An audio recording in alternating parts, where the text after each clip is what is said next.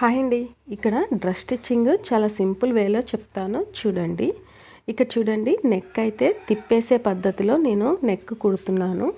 ఇలా నెక్ మనం main part మీద మెయిన్ సైడ్ లైనింగ్ పెట్టేసేసి ఇలా రౌండ్గా కుట్టేయాలి. ఇక్కడ నాకు వీడియో స్కిప్ అయింది, అందుకనేసి ఈ కుట్టేసి చూపిస్తున్నాను. తర్వాత మీరు ఏం చేస్తారంటే మెడ చుట్టూ ఘాట్లు పెట్టేసేసి మెయిన్ క్లాత్ కట్ చేసేసి తిప్పేసేయండి.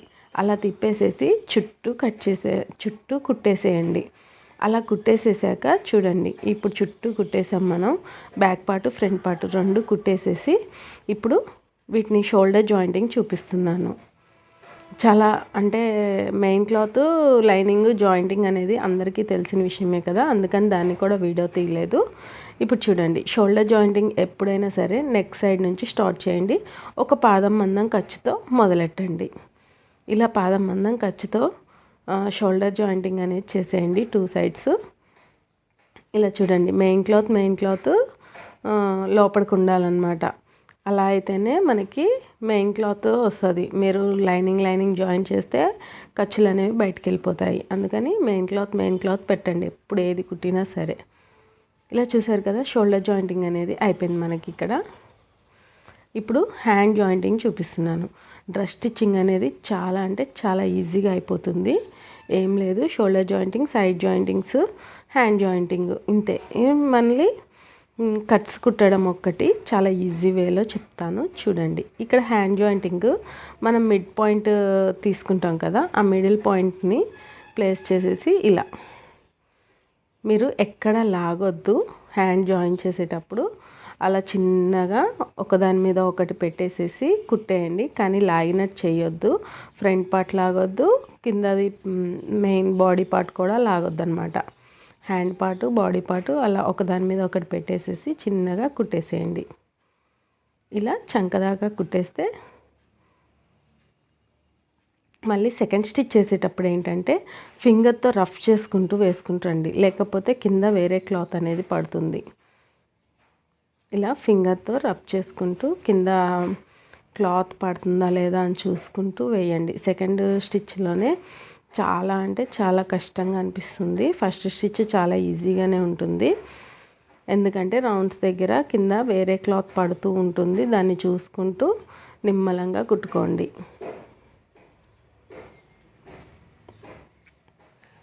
ఇలా వీడియోలో చూపిస్తున్న విధంగా హ్యాండ్స్ అనేది ఎక్కడా లాక్కుండా జాయిన్ చేసేయండి.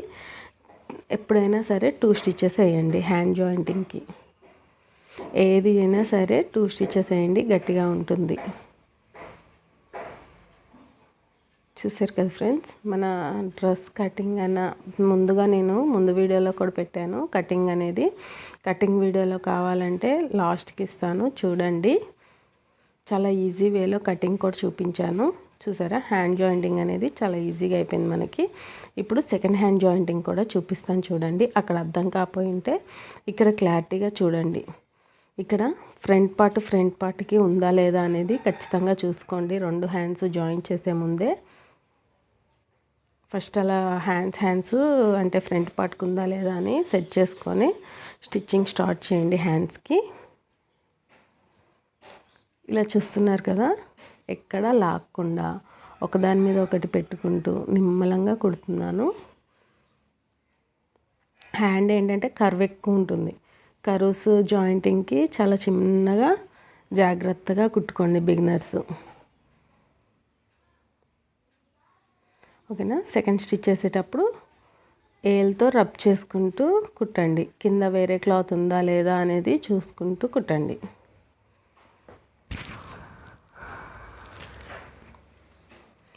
ఫ్రెండ్స్, స్టిచ్చింగ్ వీడియో అనేది మీకు చాలా లాంగ్ అయిపోతుంది అనేసి నేను మెయిన్ క్లాత్ లైనింగ్ జాయింటింగ్ అనేది చూపించలేదు. కానీ మెయిన్ క్లాత్ జాయింటింగ్ అనేది మీ అందరికీ తెలిసిందే కదా. గమ్తో కావాలంటే గమ్తో జాయిన్ చేసేసుకోవచ్చు, స్టిచ్చింగ్లో కావాలంటే స్టిచ్చింగ్లో జాయిన్ చేసుకోవచ్చు. కానీ డ్రెస్సెస్కి స్టిచ్చింగే బెస్ట్ అనిపిస్తుంది నాకైతే, ఎందుకంటే తిప్పి కుట్టే పద్ధతిలో నెక్ పెట్టాం కదా నేను, దానికైతే స్టిచ్చింగే ఎక్కువ ప్రిఫర్ చేస్తాను నేను. కానీ గమ్ అనేది బ్లౌజెస్కి బాగా యూస్ఫుల్ అవుతుంది. బ్లౌజెస్కి అయితే బాగుంటుందండి గమ్ము. డ్రెస్సెస్కి అయితే స్టిచ్చింగే బెస్ట్, రిస్క్ ఎక్కువ ఉండదు. చూసారు కదా, సెకండ్ హ్యాండ్ జాయింటింగ్ కూడా అయిపోయింది మనకి. ఇంతేనండి హ్యాండ్స్ జాయింటింగ్ అనేది. నెక్ వర్క్ కూడా మనకి ఏం లేదు, ఎందుకంటే నేను తిప్పి కుట్టేశాను కదా, అందుకని నెక్ వర్క్ కూడా ఏం లేదు. సైడ్ జాయింట్స్కి చూడండి, ఇప్పుడు 2 సమానంగా తీసుకొని సైడ్ జాయింటింగ్కి హ్యాండ్స్ 2 సమానంగా పెట్టేసి పాదం కింద పెట్టేసేసి ఇప్పుడు హ్యాండ్ లూజ్ ఎంత ఉందో చూసుకుందాం. హ్యాండ్ లూజ్ ఎంత ఉంది ఒకసారి చూడండి. హ్యాండ్ లూజ్ ఎక్కడ దాకా వచ్చిందో అక్కడికి మార్క్ చేసేయండి. తర్వాత షోల్డర్ లూజ్ ఎంత ఉందో చూడండి. షోల్డర్ లూజ్ అక్కడికి మనం ఖర్చులు పెట్టాం కదా 2 ఇంచెస్, కరెక్ట్గా అక్కడికే వచ్చింది, మ్యాక్సిమం అక్కడికే వస్తుంది. కాకపోతే డౌట్ కోసం మనం షోల్డర్ జాయింటింగ్ అంటే ఆర్మ్ లూజ్ కరెక్ట్గా ఉందా లేదా అనేది ఒకసారి చెక్ చేసుకుంటే తప్పలేదు. చెక్ చేసుకోండి ఖచ్చితంగా. కొంతమందికి వేరే వేలో అంటే కొంచెం ఎగుడు దిగుడు వస్తూ ఉంటుంది కుట్టేటప్పుడు. మ్యాక్సిమం కటింగ్ ఎక్కడికి పెట్టాం అక్కడికే వస్తుంది.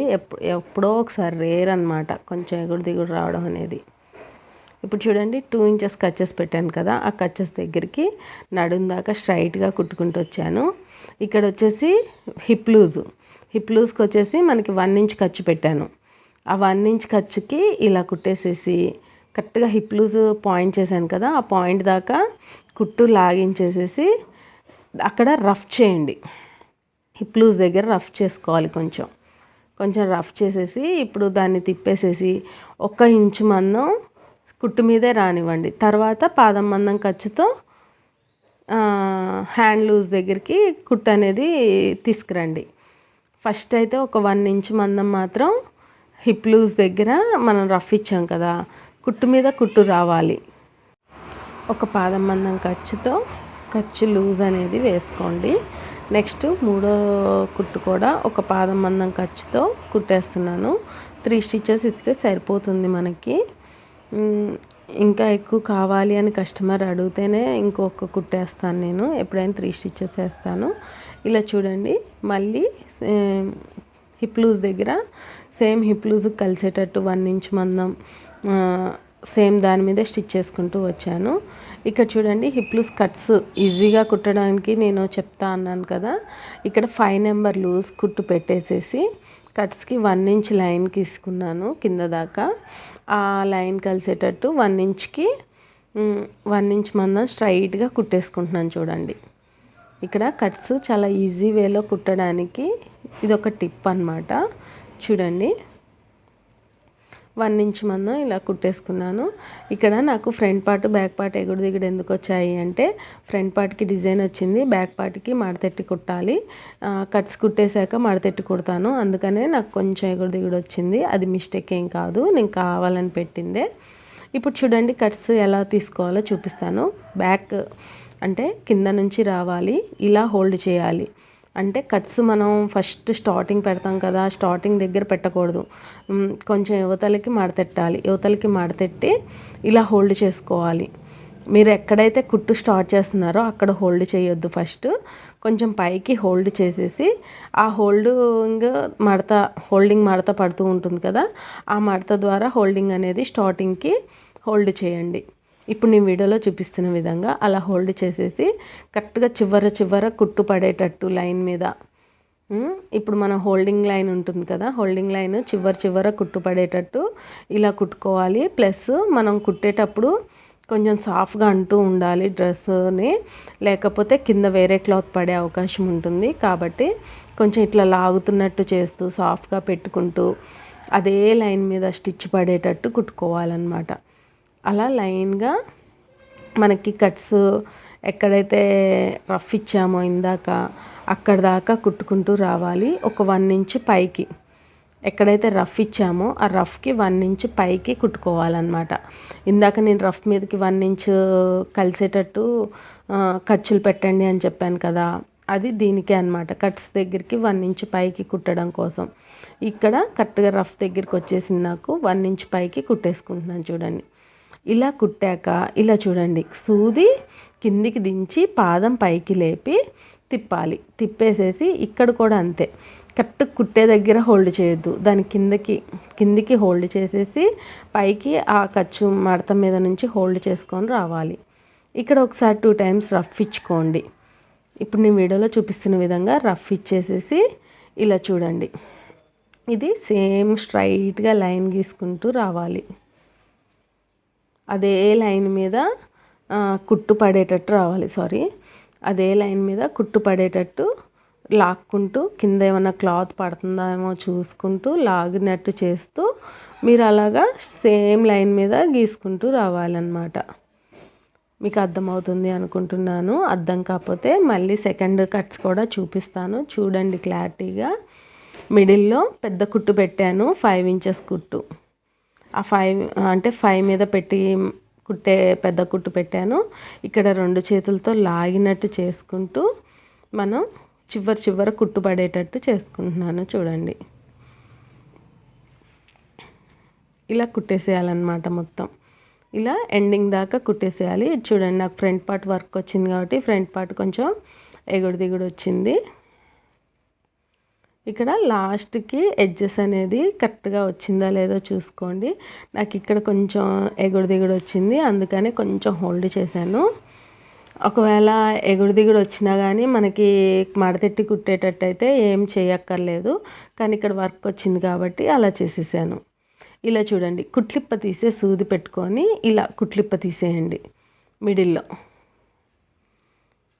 సూది మనం రెడ్ కలర్ కొండ వస్తుంది కదా, అది లోపల కిందికి వచ్చేటట్టు పైన షార్ప్ది వచ్చేటట్టు పెట్టుకోండి. ఈ సూదిని కుట్లిప్ప తీసే సూదికి కూడా కొన్ని టిక్స్ ఉంటాయండి. ఎలా పడితే అలా కట్ చేసేస్తే అది అంటే క్లాత్ అనేది కట్ అయిపోతుంది. జాగ్రత్తగా చూసుకుంటూ ఇలా లాగినట్టు చేసుకుంటూ కట్ చేస్తే ఇంకా ఈజీగా అయిపోతుంది. ఇలా కుట్లిప్ప తీసే సూదితో మనం మొత్తం కుట్లిప్ప తీసేస్తే ఇలా చూడండి ఎంత బాగా వచ్చిందో మనకి కట్ అనేది. స్లిప్ట్ లాగా చాలా బాగుంటుంది. ఇలా చూడండి, ఈ పద్ధతిలో కనుక మీరు కట్స్ కుడితే సమానంగా వస్తాయన్నమాట. ఎగుడు దిగుడు రాదు, ప్లస్ ఒకటి ఎక్కువ ఒకటి తక్కువ అనేది రాదు. ఇప్పుడు సైడ్ జాయింటింగ్ మళ్ళీ చూపిస్తాను చూడండి. మీకు కనుక ఇందాక అర్థం కాకపోయి ఉంటే ఇప్పుడు క్లారిటీగా చూడండి. హ్యాండ్ లూజ్ పెడుతున్నాను. ఆల్రెడీ హ్యాండ్ మనం కుట్టిన హ్యాండ్ నుంచే కొలత తీసుకుంటున్నాను చూడండి. హ్యాండ్ లూజ్ ఎంత ఉందో చూసుకొని హ్యాండ్ లూజ్కి ఒక మార్క్ చేసేయండి. ఆర్మ్ లూజ్ వచ్చేసి ఇందాక కట్టుగా వచ్చింది కాబట్టి ఇక్కడ కూడా కట్టుగా వచ్చేస్తుంది, అందుకని నేను పెట్టలేదు. కాట్లు ఉంటాయి కదా, నేను కటింగ్ అప్పుడు మరీ చెప్తాను, కాట్లు పెట్టుకోండి కుట్టేటప్పుడు చాలా యూజ్ అవుతుంది అని. అది ఎందుకో ఇప్పుడు చూపిస్తా చూడండి. ఇక్కడ ఆర్మ్ లూజ్ దగ్గర ఒక కాట్ ఉంటుంది, ఆ కాట్ దగ్గరికి ఒక స్టిచ్ వచ్చేసింది. ఇక్కడ చూడండి, నడుం లూజ్ దగ్గర ఒక కాట్ ఉంది, ఆ కాట్ దగ్గరికి నేను 2 ఇంచెస్ ఖర్చులు పెడుతున్నాను. ఒక సైడ్ అయితే మనం మార్కింగ్ చేసుకుంటాం కాబట్టి లైన్స్ ఉంటాయి, రెండో సైడ్ మార్కింగ్ చెయ్యం కాబట్టి లైన్స్ ఉండవు. కాబట్టి ఈ కాట్లే మనకి హెల్ప్ఫుల్ అవుతాయి అన్నమాట. ఇప్పుడు చూడండి, హిప్ లూజ్ దగ్గర ఒక కాటు పెట్టాం కదా, ఆ కాటు 1 ఇంచ్కి ఇలా మార్క్ చేసేసుకొని వెనక సైడ్ మా కాటు ముందు సైడ్ కాటు కలిసిందా లేదా అనేది కూడా చూసుకోవచ్చు. అప్పుడు మనకి డ్రెస్ అనేది పర్ఫెక్ట్గా కుడుతున్నాం లేదా అనేది కూడా తెలుస్తుంది అన్నమాట. ఇప్పుడు హిప్ లూజ్ కాట్ దగ్గరికి 1 ఇంచ్ మార్క్ చేసుకున్నాను కదా, ఆ మార్కింగ్ దగ్గరికి స్టిచ్ చేసేసాను. ఇలాగా రఫ్ చేసేయాలి 1 ఇంచ్ మందం. రఫ్ చేసేసి ఆ 1 ఇంచ్ కొంచెం అదే లైన్ మీద రానిచ్చి కుట్టు మీద కుట్టు రానిచ్చి ఒక పాదం అనేది ఇట్లా విడతీయాలన్నమాట. విడతీసేసి ఒక పాదం మందం ఖర్చు కుట్టాలి. చూడండి, ఇప్పుడు 3వ కుట్టు కూడా కుడుతున్నాను. ఒక పాదం మందం ఖర్చు పెట్టి ఇలా కుట్టుకుంటూ వస్తున్నాను అన్నమాట. ఆర్మ్ లూజు నడుం లూజు అన్నీ ఒక పాదం మందం ఖర్చు ఉంచుతాను. హిప్ దగ్గరికి వచ్చేసరికి కుట్లో కుట్టు కలిసిపోవాలన్నమాట. 1 ఇంచ్కి 1 ఇంచ్ మందం కుట్లో కుట్టు కలిసిపోవాలి, అప్పుడే మనకి కట్స్ అనేవి నీట్ ఫినిషింగ్ వస్తుంది. ఇక్కడ చూడండి, ఇక్కడ నాకు మార్కింగ్ లేదు కదా, 1 ఇంచ్ ఇలా మార్క్ చేసుకుంటున్నాను అన్నమాట కట్స్కి. మనం ఒక సైడ్ అయితే కటింగ్ అప్పుడు అన్ని లైన్లు గీసుకుంటాం కానీ సెకండ్ సైడ్ రాదు కదా, అందుకని ఇలా అందాగా మార్క్ చేసుకుంటూ ఉంటే సరిపోతుంది. దానికి ఏమంటారు రన్నరు అవన్నీ యూస్ చేసుకుంటూ టైం వేస్ట్ చేసుకునే బదులు ఇలా మనం ఓన్గా అందాగా నేర్చుకునేటట్టు ట్రై చేయండి. ఇలా ట్రై చేయండి, కానీ రన్నర్స్ అవి ఇవి అనేసి వర్క్ ఎక్కువ పెట్టుకునేటట్టు చూసుకోవద్దు. బర్డెన్ ఎక్కువ పెంచుకోవద్దు, బర్డెన్ తక్కువ ఉండాలి, మనకి వర్క్ నీట్ ఫినిషింగ్ రావాలన్నమాట. అలా నేర్చుకోండి. ఇక్కడ మళ్ళీ నేను 5 మీద కుట్టు పెద్ద కుట్టు పెట్టేసేసి 1 ఇంచ్ మందం ఇట్లా కుట్టేసుకుంటూ వెళ్ళిపోతున్నాను కట్స్కి. మీకు వీడియోలో చూపిస్తున్న విధంగా కట్స్కి 1 ఇంచ్ మందం బారుగా ఒక కుట్టేసేసుకోవాలి.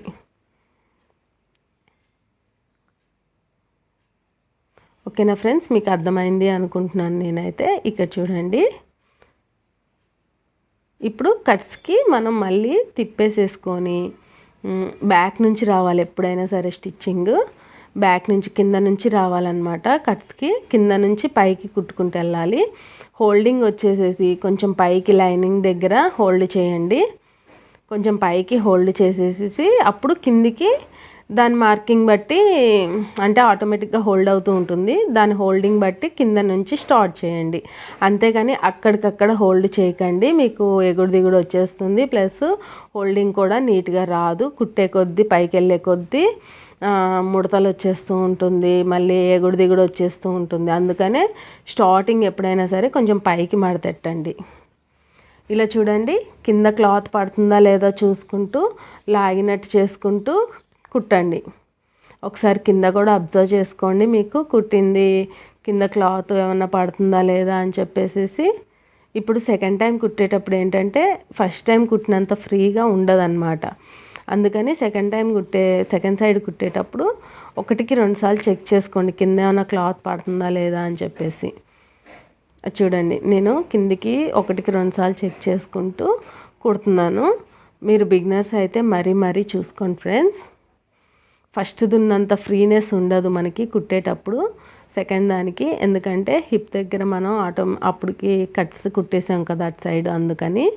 ఇప్పుడు చూడండి, యాజ్ టీజ్గా ఇందాక చెప్పిన విధంగానే పాదం పైకి లేపండి, సూది లోపల పెట్టేసేసి ఇలా కింద నుంచి హోల్డ్ చేసుకొని వచ్చి అక్కడికి మార్కింగ్ బట్టి హోల్డ్ చేసేసి ఇలా రఫ్ ఇచ్చేయండి. రఫ్ ఇచ్చేసి మళ్ళీ సూది కిందికి దించేసి పాదం పైకి లేపేసేసి ఇలా హోల్డ్ చేసుకుంటూ వెళ్ళండి. ఇలా కుట్టు లైన్ మీద, అంటే మనం మడతెట్టిన లైన్ ఉంటుంది కదా, ఆ లైన్ చివరికి పడేటట్టు కుట్టేసేసుకోండి. మీకు అర్థమవుతుంది అనుకుంటున్నాను ఫ్రెండ్స్. ఖచ్చితంగా అర్థం కాకపోతే మళ్ళీ నాకు కామెంట్ రూపంలో చెప్పండి, ఖచ్చితంగా చెప్తాను నేను మీకు. హిప్ లూజ్ అంటే హిప్ దగ్గర కట్స్ కుట్టడానికి చాలామంది చాలా కుస్తీలు పడతారు. అంతంత కుస్తీలు ఏం అవసరం లేదు. చూడండి, చాలా అంటే చాలా ఈజీ వే ఇది.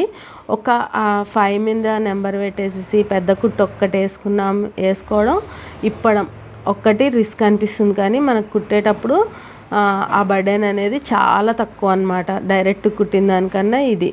ఇలా చూడండి, ఇలా అనుకుంటూ వెళ్ళిపోతే ఈజీగా అయిపోతుంది కుట్టిప్పడం కూడా. ఇలా చూడండి, ఇలా వెనక్కి ముందుకి అనుకుంటూ ఇలా డైరెక్ట్గా ఇలా స్ట్రైట్గా అనేస్తే ఈజీగా వెళ్ళిపోతూ ఉంటుంది కుట్టు కూడా, మనకు అంత బర్డెన్ ఏమి ఉండదు.